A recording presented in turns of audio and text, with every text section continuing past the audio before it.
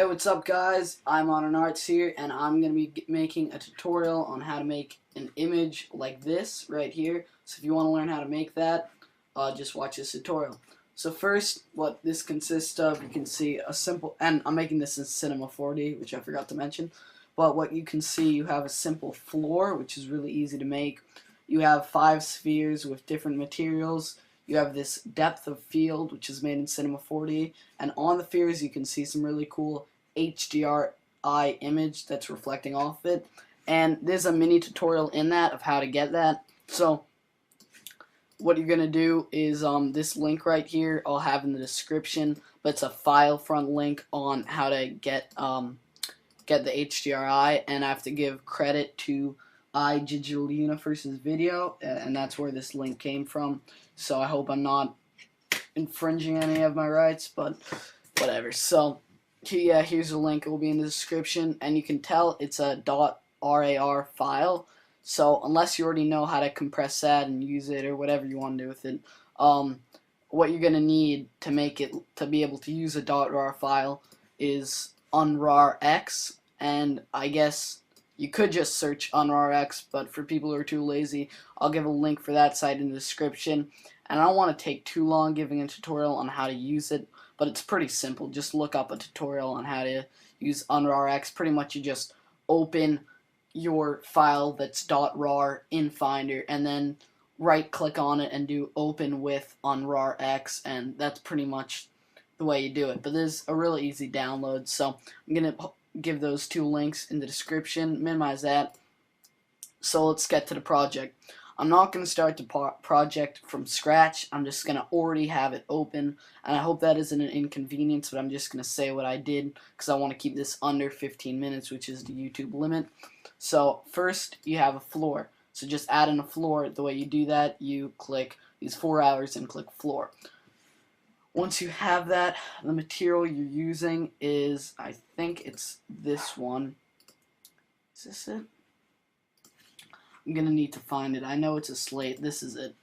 So what you can see, it's a slate material, and the way you're going to make this, you're going to go to File, Load Material. Actually, before we do this, I'm just going to give you guys the settings, what you want for a render. So go over here to your settings thing, type in output 1280 by 720. And you're only going to render the current frame because we're only rendering an image. If you want to make this an animation, go right ahead, but I'm just giving a tutorial on the image. For save, shave it as a JPEG and save it wherever you want it. Then check off ambient occlusion, which is under effects. Just find it and click it, and you're going to go to contrast. You're going to want that to be 35%, around 35%. Then you're going to go to effect and click on, where is it? Well, it's not there, but for me, but global illumination, and the only thing you're going to change, you're going to go to iridescence, whatever that is, and the first 2 boxes change them to low, which makes it a quicker render, but something, I guess, not as detailed or whatever. Doesn't make a difference for me, and it probably won't make a difference for you. And then finally, you're going to click effect, and you're going to do depth of field, and just basic, you're going to check off use gradients, keep that stuff the same, and for blur strength, 3%. You can change that, but I think 3% is the best. So once you have those settings, we can get to work. So, so you're going to make your slate material. Let's try to find this. It's File, Load Material, Preset, Architect. I'm not exactly sure. I'm going to need to, yeah, it's right here. So just take a look at that. Load Material, Preset, then Architecture Edition, then Stone, and then Slate. And once you have that, you don't have to get the settings perfect because these 5, never mind. For the floor, you want to get it pretty close to what I have. So I think the only thing that I really changed, if I'm remembering by heart, if anything's different, I'm sorry because I don't really remember, but the only thing I changed, I put the reflection at around 20%, and everything else is pretty much the same. You can change it a little bit if you want, but that's a floor with that nice reflective texture. And then you have these 5 spheres, which are all different materials. You can use whatever materials you want to, and I'm not really going to get into the details of the exact settings I put on materials because chances are you're not going to want exactly what I have, but if you want to know, start with this one. This is just a simple black custom texture I created with like a 5% reflection. This blue, whatever this blue is a, let's see, is a lead material. Is a lead material with a little bit of blue coloring.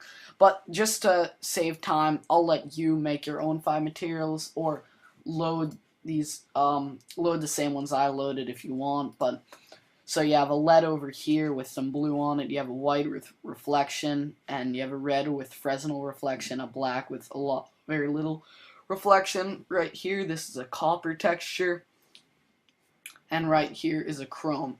And besides the red, the black, and the white, all these textures can be found in Load Material Preset, most likely either under Engineering Edition or Architecture Edition.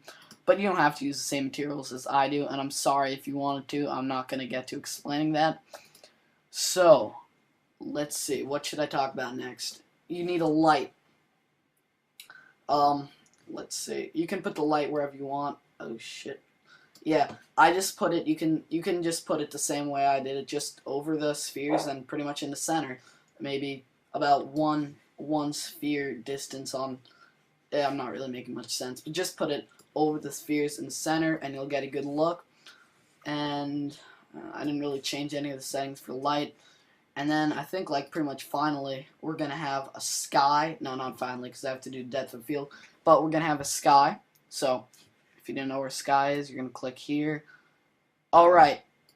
Before I forget, for the spheres, if you don't know how to get a sphere, it's this. And then click sphere and duplicate it 5 times. And you're going to want the segments to be 50. Alright, so once you have that, let's just double check what we have. We have the light. We have all of these spheres with some cool materials that you made. We have a floor with the slate material. And we have all these settings good for the render. So what we need to get to now is the sky. So you're going to add a sky by clicking here and then sky. And then you're going to right click on it, Cinema 4D tags, and click on compositing. Once you have that, the only thing you're going to do is you're going to uncheck scene by camera. And that's it. So after that, you're going to drag on your HDRI image onto the sky. So if you didn't download the one that I was talking about at the beginning of the tutorial, what you're going to do is you're going to go to Load Material Preset, Cinema 4D Materials, HDRI, and choose any of these beautiful HDRIs. To be honest, they're not quite as good as the ones that I suggested that I have the link for that in the description. But these will work if you don't want to download those ones. So just click on any of these and yeah, so just click them and then you'll have it right here in the materials bar. So, which I have this one, and then you're going to drag it onto the sky. So you have the compositing tag and then you have that material, and pretty much what that is it's creating the reflection that's going to be reflecting off each of these spheres and off of the floor. But what this compositing does is it makes it so you can't see the actual HDRI image. The camera doesn't see it, but the reflection does see it, if that makes any sense. So finally, what we have to do is we have to do the camera. So you're going to add a new camera by clicking on this and then clicking camera. And then this button, right where my mouse is, you're just going to click that once. I already have it clicked. After that, you should have these settings. I just figured out how to use depth of field today, and I'm really not that good at it. So what I did is I just played around with settings, and when I found one that I liked, I used it. And this is the setting that kind of works well. So what you have is you have target distance 1,000 feet.